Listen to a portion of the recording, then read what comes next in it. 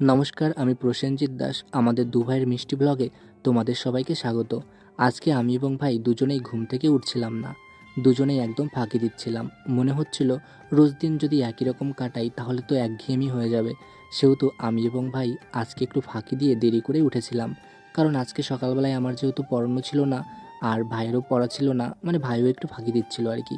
তারপর উঠে চলে এসেছিলাম রান্নাঘরে, কারণ রান্নাবান্না তো করতে হবে, যেহেতু বেলা হয়ে গেছে। আর এত ফাঁকি দিলে তো হবে না, আমাদের খাবার তো আমাদের তৈরি করতে হবে। আসলে সব দিনগুলো একই রকম কাটাতে কাটাতে কেমন জানি একটু একঘেয়েমি লেগে গেছে। সেহেতু ভাবলাম আজকের দিনটা একদম অন্যরকমভাবে কাটাবো। সেই ভেবেই সকালটা শুরু করেছিলাম।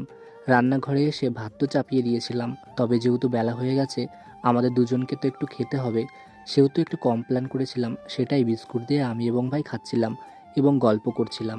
আচ্ছা, আমরা তো একঘেয়েমি দূর করানোর জন্য এরকম করে একটু দেরি করে উঠেছি এবং কাজবাজ করতে শুরু করেছি। আচ্ছা, তোমরা এই একঘেয়েমি দূর করার জন্য তোমরা কি করো অবশ্যই আমাকে কমেন্টে জানিও। তাহলে এর পরবর্তী কোনো একদিন এরকম যদি লাগে বা একঘেয়েমি লেগে যায় তখন আমরা সেই জিনিসটাই করব।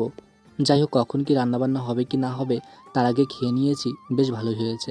আজকে চাপিয়ে দিয়েছিলাম ডাল এবং ভাত। হ্যাঁ, আমি জানি আমরা বেশ কিছুদিন ধরে শুধু ডাল ভাতই খাচ্ছি। আসলে ঘুম থেকে উঠে কি রান্না করব কি না করব এটা ভাবতে ভাবতেই অনেকটা সময় চলে যায়, আর আমি তাড়াতাড়ি করে ডাল ভাতটা রান্না করে ফেলছি।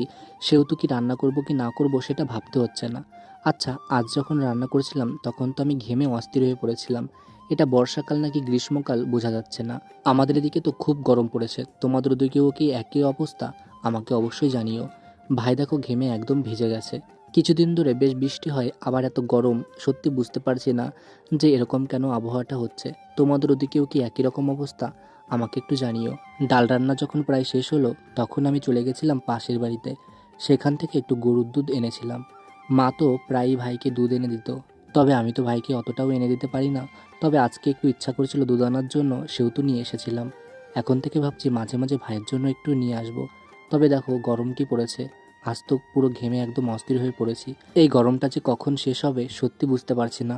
তারপর ভাইকে খেতে বসিয়ে আমি গেছিলাম একটু কাজ করতে, কারণ আমাকে অনেক কাজই করতে হবে। কিন্তু সব কাজ তো একদিনে করলে সম্ভব হবে না, সেহেতু ভাবলাম আজকে একটু ঘরটা পরিষ্কার করি। দেখো, বেশ কিছুদিন ধরে এত বৃষ্টি হয়েছে, ঘরের চৌকির নিচে খুব নোংরা জমেছে। সেগুলো পরিষ্কার করতে গিয়ে দেখি, দেখো চৌকিটা একদম উইপোকে একদম খেয়ে ফেলেছে। এর আগেও একদিন পরিষ্কার করলাম, আর বৃষ্টি হলেই এরকম উইপোকে খাচ্ছে। চৌকিটা আমি যখন ছোট ছিলাম তখন কেনা হয়েছিল, তবে চৌকিটাতে একটু নতুন কাঠ বসিয়ে ঠিক করা হয়েছিল, কারণ চৌকিটা একদম ভেঙে গেছিল। তারপর নতুন কাঠ বসানোর পর থেকেই এত উইপোকে খাচ্ছে। আর এটা দেখে মনে হচ্ছে না যে চৌকিটা আর বেশি দিন টিকবে।